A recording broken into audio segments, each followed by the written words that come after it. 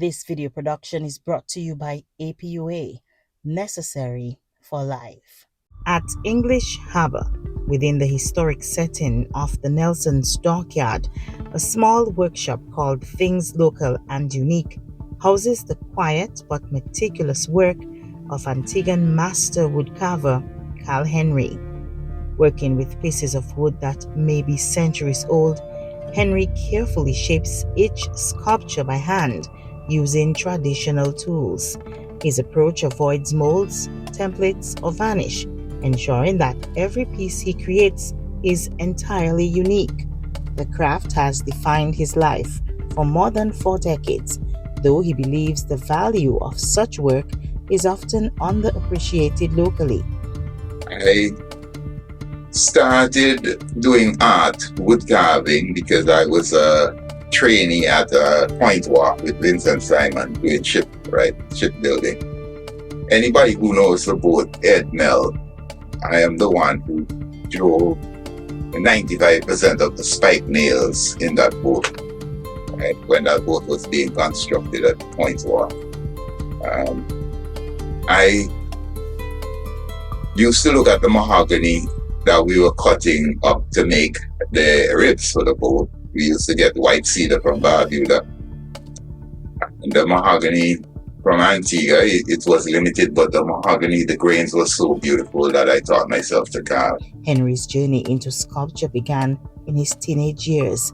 His first major piece, a bust of Antigua and Barbuda's first Prime Minister, Sir Cornwall Bird, was created when he was just 19 years old. The Honorable V.C. Bird was so gracious in his acceptance. He said he made mention, and that left an indelible impression on my mind of the kind of person he was. And he said, you know, even though some people have their whatever to say, it's not even the work that is done basically, but it's the thought that this young person is making an effort to do something like that. That is commendable.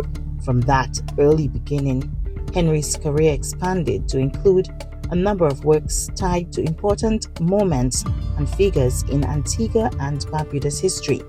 In 1987, at the age of 27, he was commissioned by Bishop Donald Rees to carve a sculpture that remains on display inside the Holy Family Cathedral in St. John's. Henry's work also reached international recognition in 2002 when he crafted the national emblem of Antigua and Barbuda that was presented to Queen Elizabeth II during her Golden Jubilee celebrations. Years of working with chisels and heavy tools have taken a toll on his body, and even people close to him have sometimes questioned the value of his artistic pursuit. Being an artist sometimes is not a bed of roses, you know. Yeah. You have your challenges. There are a lot of things that you could have done otherwise that could make you rich, probably. You have a lot of money, but you end up doing this thing that people think that is silly. Like, remember I talk about the young lady who thought that it's foolishness I'm doing today. And you spend your life doing this thing, but you know, if you're a real artist, you're not doing it for money. A lot of artists are not even rich, right? They're not people who are after money like that. So they do their work and they try to just do it. I'm not trying to be some goody two-shoes or anything like that, but the thing is, that's the way it is.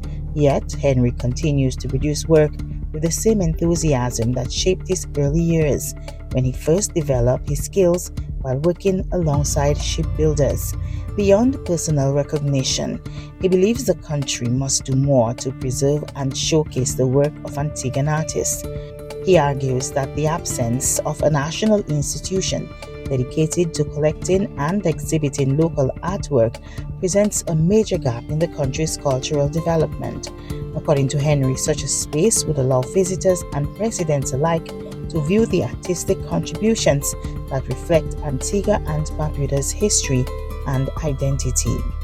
Henry's work, carved patiently from aged wood and shaped by decades of dedication, remains part of the evolving story of Antigua and Barbuda's cultural heritage. This has been a production of Antigua.news. I am Charmaine Big Charles.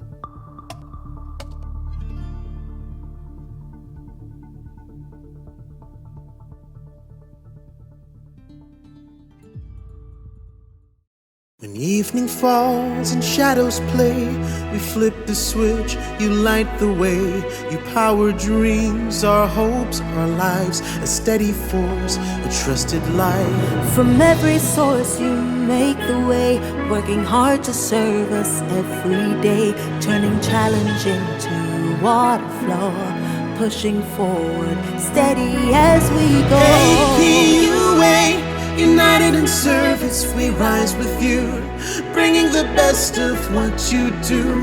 From power to water to every device, you are the pulse of our land, necessary for life.